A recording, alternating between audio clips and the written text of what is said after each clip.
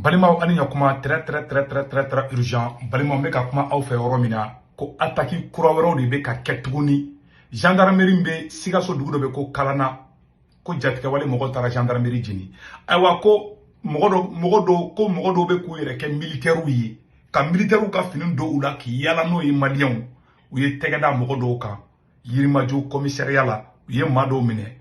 ja u b'u yɛrɛ kɛ sɔrɔsiw de ye. Ne m'a fana ko Bina Jara ka mɔgɔw kɛlen bɛ ka Bamako encercler. Donc les petits vagabonds, les petits voleurs, olu fana bi profiter ni situation de la kana ni paniku ye.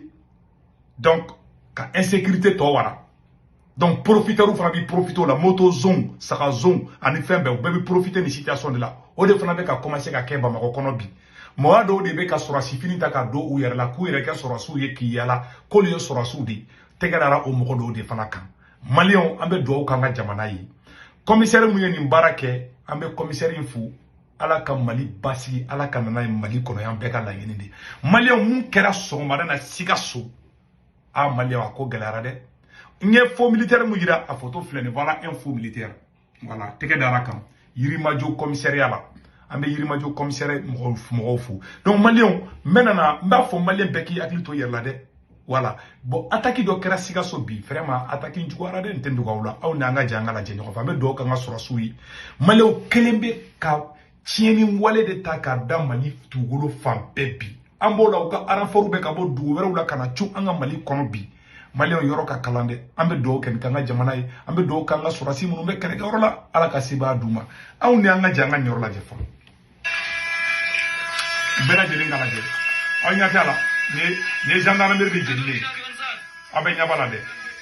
nyanga gendarmerie be jeni nyanga sala voilà kelebe ka nga gendarmerie be anyata imagine la voilà wendeke somabana usulla katani barajugu ndeke 600 uka renfort chama be Mali kono 600 ou akili sigili no sa o bi se ka attaque ke wagatu jobe attaque ke et vous pouvez attaquer Mali côté bɛɛ de la bi c'est à dire que yɔrɔ bɛɛ quoi o bɛ ka attaque kɛ yɔrɔ bɛɛ la bi maintenant sisan non u y'o fana kɛ dɛ an balima dɔw bɛ ka commencer ka bɔ k'olu bɛ fɛnw dɛmɛ an bɛ o image dɔw fana bɔ k'o yira u la voilà on a des images et voilà an b'o image bɔ k'o yira u la aw n'an bɛ jɛ k'o lajɛ ɲɔgɔn fɛ.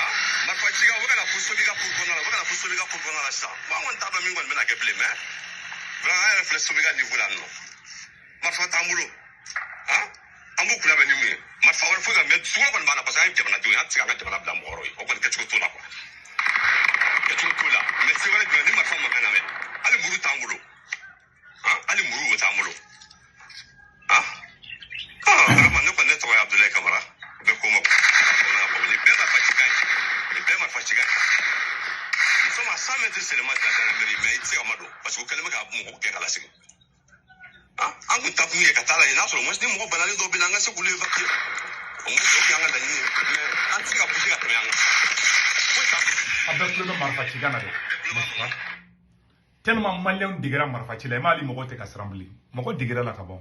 bon c'est ce qui est très grave et puis ni kamale mu fleka ire filmer ta ni mogo mbaga numéro do aya fana kaka dabla ko c'est pas bon ambe insécurité clémina na we filmer li ke aw kana to ka o yere ira quoi o nga conseil aya fo mbalma chenyana akana yere filmer bli ni mbo ko fa kana to ka yere ira ya kana yere filmer amba de law fe aya dabla oui aw aklita la oui den do fa duguina ko Mariam jamu yere borangoro ko uye den do fa Tombouctou mara yor la klibala TikTok case den do yo fa o sorla nyogona sidila ama nyini Malien be fe ibe bursi kono be Bamako be ororo ni mɔgɔ ninnu nan'u ka attaque kɛ aw kana aw yɛrɛ image bɔ ka yira u ye embargo kɛ Kayi ka ɲɔgɔnna si de la an ma ɲinɛ aw fɛ a y'a dabila c'est pas bon voilà a y'a dabila puisque u t'a dɔn kojugu don a y'a dabila c'est pas bon et puis n bɛna mun fɔ maliyɛnw ɲɛna ni attaque fɛn fɛn bɛ ka kɛ a bɛ nin kun dɔn ni nin mɛnna sen na a mɛnna sen na a mɛnna sen na a mɛnna sen na ne bɛ ka kuma domaine min kan n ka domaine de don ne ma kalan wɛrɛ kɛ Amérique ne ye relation internationale de kɛ surtout ne ka spécialité ye parce que n'i sera doctorat niveau la dɔrɔn i bɛ spécialité de kɛ ne ka spécialité ye théorie de complot de ye n bɛna mun ɲɛfɔ maliyɛn bɛɛ lajɛlen ɲɛna nin guerre in u bɛ fɛ k'an entraîner u bɛ fɛ k'an bila guerre in de kɔnɔ an ka to a la quoi bon tant que insécurité bɛ Mali kɔnɔ économie bɛ bin ka taa fɛ de jamana tɛ se k'a yɛrɛ sɔrɔ quoi tant que marifa cikanw bɛ yɔrɔw la sanubow bɛna gɛlɛya gazibow bɛna gɛlɛya hali lithium minnu n'an y'olu bɔ k'an bɛ taa n'u ye Côte d'Ivoire u bɛ t'olu attaquer citerne donnera o ye problème ye c'est-à-dire que stratégie de chaos de bɛ ka préparer anw contre la anw sɔmina ne ni Ben de cerveau anw sɔmina nin na mɛnna ne ni Ben ni ɲɔgɔn ye n petit frère Ben ne ko Ben an bɛ kɛlɛ min kɔnɔ bi sebaaya bɛ Mali bolo bi o ka sɔrɔ an bɛ 2022 de la o ka sɔrɔ Mali kun se kun bɛ Mali ye ka tɛmɛ jatigɛwale mɔgɔw kan ne ni Ben anw sera sɔrɔsiw ma an ko sɔrɔsiw ma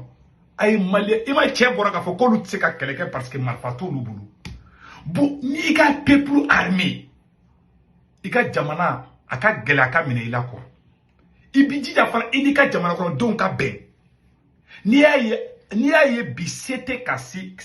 u dɛsɛlen bɛ ka se Iran na dɔwɛrɛ tɛ parce que u bolo bɛ ɲɔgɔn bolo de ɲɛmɔgɔw ni jamanadenw ka di adamaden kɛra cogo cogo tɛ diya bɛɛ fana ye a kɛra cogo cogo jamanaden janfantiw bɛ yen mais olu ka kɛ maa fitinin ye bon u bɛ Mali terrain ni guerre de kɔnɔ k'an bila nin guerre kɔnɔ surtout u bɛ ka mɔgɔw dɔw yɛlɛma k'olu kɛ militaires ye bon imagine militaire faux bɛ ka yɛlɛ Bamakɔ kɔnɔ bi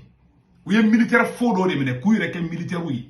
bon nin bɛɛ ye stratégie de kaw ka fɛ de ka confusion créer ka sigana don bɛɛ ni ɲɔgɔn cɛ bon n'an mɛnna nin de kɔnɔ sisan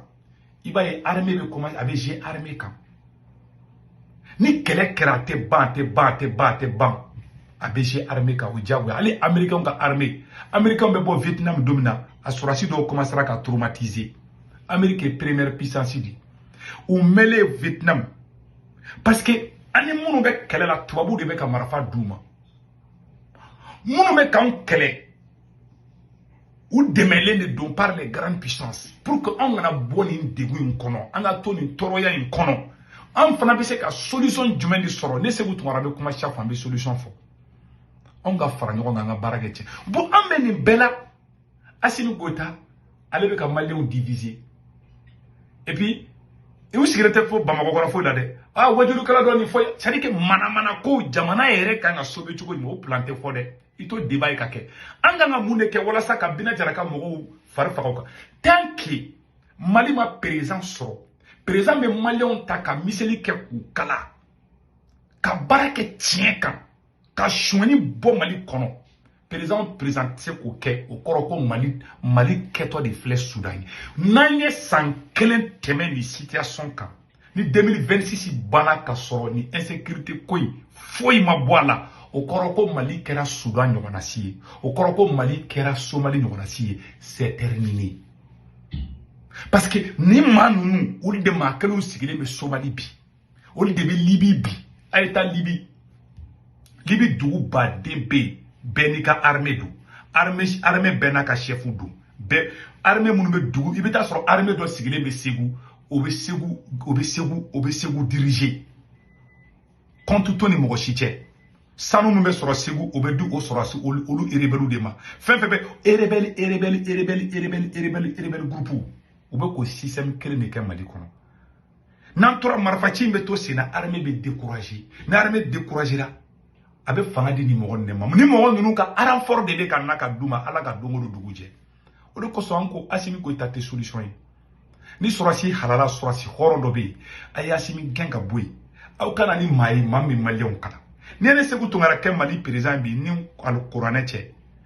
mɔgɔ bɛ kɔfɛ maliyɛn den fɛn bɛ kɔfɛ ne bɛ amnistie kɛ k'a bɛɛ bila ka na Mali kɔnɔ wallahi billahi ne b'a kɛ ni ne kɛ Mali président bi wallahi Mama be Mali kofemba me yafa be ma bega do Mali kono. Sans exception. Hali Karim Keita a bebe na Mali kono. Namuke na ya sigi orgueil mal placé nalomaya dusu bayala anga jamana be klana. Kamogo fara kanani sunguru bawye ko aga sunguru kolu foi manani asime ni problème drôle.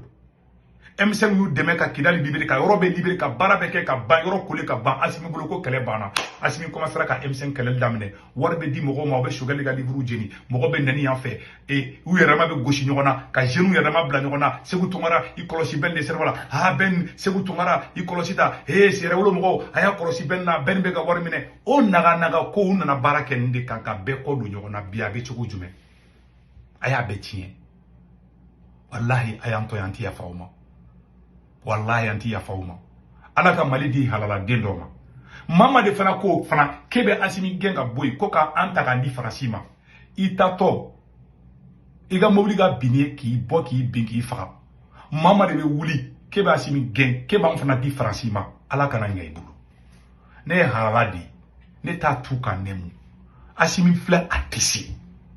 mais ka fo fana ko ka asimi fana boy ko kana di mogo mbeta kan ta ka nujuru di farasima anto fana fe ambe saya fisani maloi ala kunu mandi malima na ala be asimi boy do maka ke mai mamu be na kanga combat continuer ka en fara nyogon kan ne ta odrondi voilà ma position ni ay fantasimi kungolo fe hamina ko kele be asimi na be o musokodi batulu nyang voilà les problèmes ema ibe bebe ku yerata ani general o te kala la mebli et Algérie anga drone goshi ka ana molo ka mbalikante do tenzawaten ka nga soro su fa tenzawaten o bera an be AES la AES jamana don te ka te ka di Algérie ma parce que yaye mogo mana mogo de banga jamana kuna quoi si y avait du sérieux wallahi général chante tata tu wala tiens ou dit quoi voilà la vérité voilà message ku bebi tant que amma ni kelen tuna se ni mali sangele temenga ko mali ko bana ngin kali alala aya sabaga bidati ni 2026 bananga do 2027 kono foi ma boni insécurité la fa be ni niveau be do farala ka o koro halli président were nana o koro ni mamu bise ka taga ni bise ka koro ken kire o kan koro ka fa ankara somali nyona si c'est fini o koro mali klali o la tikera ni 2026 bana ni fe ma boni na no ma mali klaka fo ma punya mo godin tato fleni ni fait ma bonne insécurité là de ambe citation ngoro ni fait ma bonne là faut ne be ka faraka o koro mali klal la terra c'est fini ala kan kisoma ne bo bokuma la mali fa be France Italie Espagne Angleterre Amérique Canada faut yere mané se wutumara dusu tien quoi aw ni ala che aw yere ka simi kuma kana me je suis jeune au même titre que vous et si j'échoue c'est toute la jeunesse malienne qui a échoué. Pour mourir, elle échouera. Jeunesse m'a échoué. Et les jeunesses d'enfanti, bête qui la bi. Ngalon tege, lairu bala, lairu fere balia. Et tché Antoine de Malion, tché Antoine de. Kabeb la nyona. Kata jamana dinangulu. Abdou Nyang nunu bubu maben nunu be se ga isuvia. Nunu ma se ga ibega subu na isuvia. Ne be ga yele ko inare. Nunu be se ga isuvi. Ko ne be ga ulajere ko kote. We mali kote ba ne quoi. Et moi, pour que nous soyons en Niger, nous devons bébé courir à ça. Parce que nous ils ont compris. Donc, on a fait faire Saraka. Donc, on a fait faire Saraka. Awa Mali problème de corruption.